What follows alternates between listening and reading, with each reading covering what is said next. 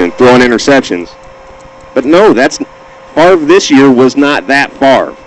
Favre this year was 7 interceptions and 33 touchdowns. I mean, he's not the Brett Favre that everyone keeps bringing back up. And it's sad because here's one game against a really, really good defense, against a defense who specialized in taking the ball away.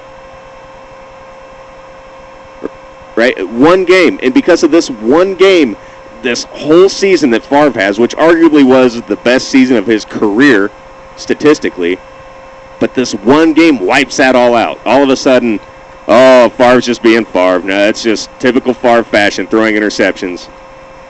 Really? Typical Favre this year was 33 touchdowns and 7 interceptions. That was typical. Typical was no interceptions. That game was totally non-typical. Nice grammar. I mean, that game was, Ella says you're only as good as your last play in the NFL. See, and that's too bad. And I don't think that's correct or accurate. I mean, Joe Montana is obviously remembered for his time in San Francisco, not his time in Kansas City. You know what I mean? But for now, for some reason, just because this last game against a defense that specializes in taking the ball away, that specializes in getting interceptions, that had been doing it all season, and now Favre isn't any good. Either Favre cost the Vikings the game, or the refs did. Sparta Saint, how you doing, man? TJ, welcome, my friend. Keith says, what about 3 or 4 years back? He was solid in a couple rounds into the... Yeah, no, his last season in Green Bay, this is what you're talking about, I'm sure. His last season in Green Bay is what you're talking about. He went to the NFC Championship game. Green Bay was 13-3 that season. And, yeah, his last play, he threw an interception. But it was a good game. And he was, he was a little more careless that season. What I'm saying is this year, Brett Favre was not careless. You know what I mean? He just wasn't. He wasn't careless at all. And that Minnesota offensive line has kept him safe all year. They've kept him upright all year.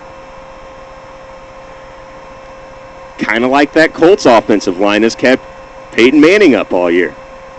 Listen, I'm not going to talk much about what's going to happen in the Super Bowl. As I said, I'm going to save that for the Super Bowl Super Show. Super Bowl Sunday morning. It's going to be super.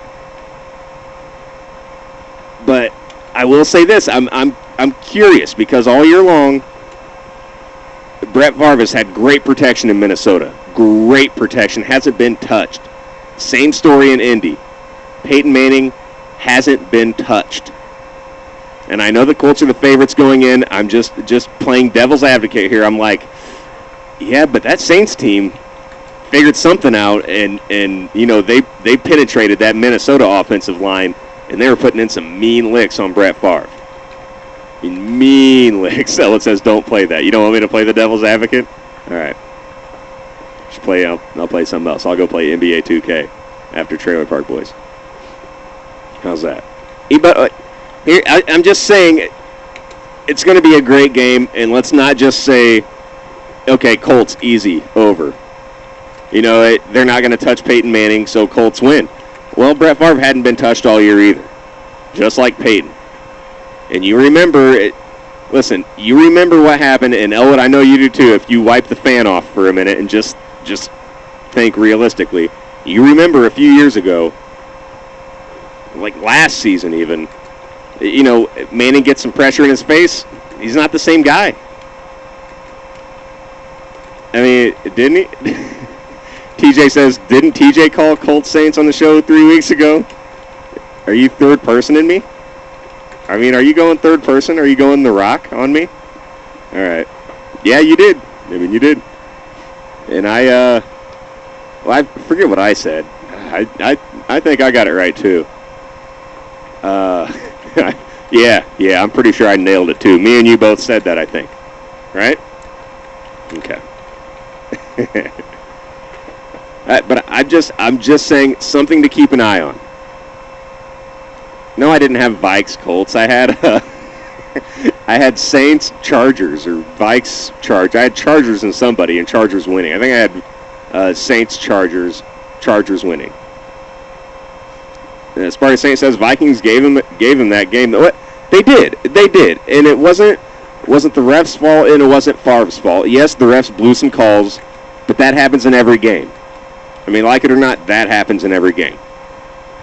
And Favre threw some picks, but as I said, that to me,